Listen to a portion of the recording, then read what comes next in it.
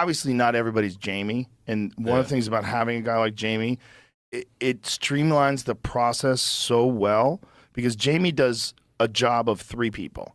At least. There should be 3 people doing what he does. There should be one person that's Googling, one person that's switching the cameras, another person that's monitoring the sound levels and overseeing everything and making sure the lighting is good and everything's going smooth.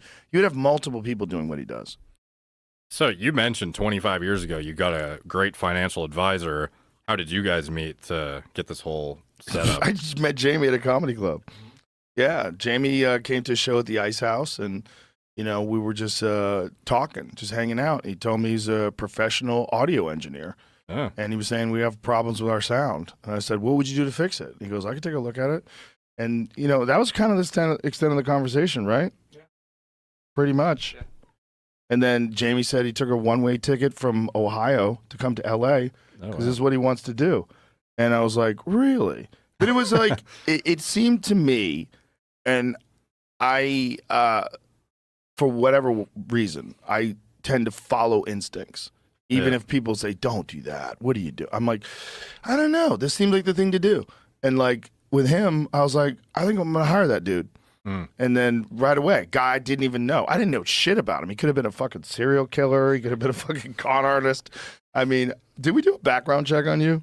You'd have to tell me that. There was talks of it, but I don't know. I think we probably did to make sure you're not a criminal. I did sign something. Yeah. But then right away, I was like, yep, I was right. He's the man. What episode did you come in on? Jamie's been here for 9 years. Yeah, no, 11. 11 years. Yeah. But like there was some episode number where prior to that, I don't remember. The audio was shitty and everything. Came in around 300. Okay. 290, 300 was. Yeah. But again, not everybody's Jamie. Yeah. But Jamie and I are like kind of telepathic in this weird way. They're like, I'll be talking about something and Jamie will already have it pulled up. Like I'll start the conversation. I'll like, did you see this new jet? And then all of a sudden, Jamie's got the video, and you'll see guests go, how the fuck how'd you do that? Did you guys plan this? I'm like, he's the man. Yeah. He's like, we have like the best working relationship in that regard. And, you know, like I have other friends that run podcasts and they're always complaining. They're like, you know, the producer chimes in too much and interrupts sentences. They get things wrong. They fuck this up. They do that wrong. They don't show up on time. They're late with their video editing or whatever the fuck it is. There's always something. Yeah. And Jamie and I just have it dialed in. But again, it's a skeleton crew. We have one guy who's a video editor. We have one guy who's a booking agent. So it's like, because everyone would be wondering who has a podcast, like how do you find a Jamie or something that is like high level positions? Even for like companies you have, I've always wondered, how'd you find the people to run those so you can actually do what you do best? Yeah. Well, with the comedy club's a good example. With the comedy club, when I started that and I came out here to Austin, it was like the universe had opened it was like, you know, when you're driving, sometimes you hit every green light. Yeah. It's like it's red. It feels like it's meant to be. It's amazing. Yeah. That's how the comedy club was. It's like I realized that, you know, I had always had this idea that I wanted to eventually get out of LA. And as my youngest daughter started getting older, I was like, I do not want them growing up in this fucked up, materialistic, fame-driven, bizarro world of LA. Because it's not conducive to becoming a healthy human being and developing discipline and being present and just having like a well-adjusted, well-balanced adult human being. I'm like, this is a fucking mess over here. Like I see these people that are adults that are raising their kids. These are grown-up babies raising babies. I'm like, this is fucking madness. I got to get out of here. And so when the pandemic hit and then the riots were hitting and then there was fucking zero police presence and there were keeping all these businesses locked down and all these restaurants, these guys I knew that run restaurants, they were all going under. The Comedy Store was fucked. They weren't letting them host any shows. There was no stand-up to be done. And we came out here in May of 2020, and initially I was thinking maybe we'll get a vacation house and we can visit here and go. And then my kids wanted to live here like right away because when we were in LA, everybody had a mask on and you couldn't go to a restaurant. We came out here, we're eating at a restaurant in May of 2020. And I remember my kids were like, I can't believe we can sit down in a restaurant. We don't have to wear masks.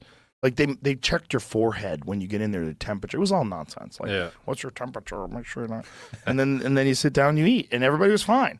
And then a few weeks later, they just let loose everything. They're like, no restrictions. Go back to life. And Gavin Newsom's like, everyone's going to die. What are you doing? And they kept everything locked down forever, kept kids out of school forever. So we came out here. And when we came out here, we started doing stand-up. So I started doing stand-up with Dave Chappelle at Stubbs, which is an outdoor venue. We did it very responsibly. We tested the entire audience. The audience had to get there an hour before the show. Everybody got tested. We really only wound up filtering a small handful of people out that tested positive for COVID over the course of like however many shows we did there. And then we started doing shows indoors. And when we started doing shows indoors, that's when I was realizing we really need a comedy club, like a real comedy club here. Because comics from LA started moving to Austin before I even had a club because they realized that I was doing shows here. And that we could all do shows together. So I'd be like, come down, do a couple shows. So I'd fly them in. They do the podcast. They do a few shows at the club, and they go, this is fucking amazing. It's like we're doing comedy again. And then they started moving here.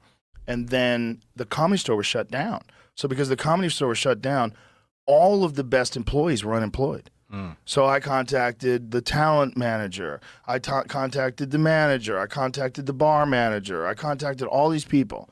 And I said, hey, I'm going to open up a comedy club, but I want to hire you now.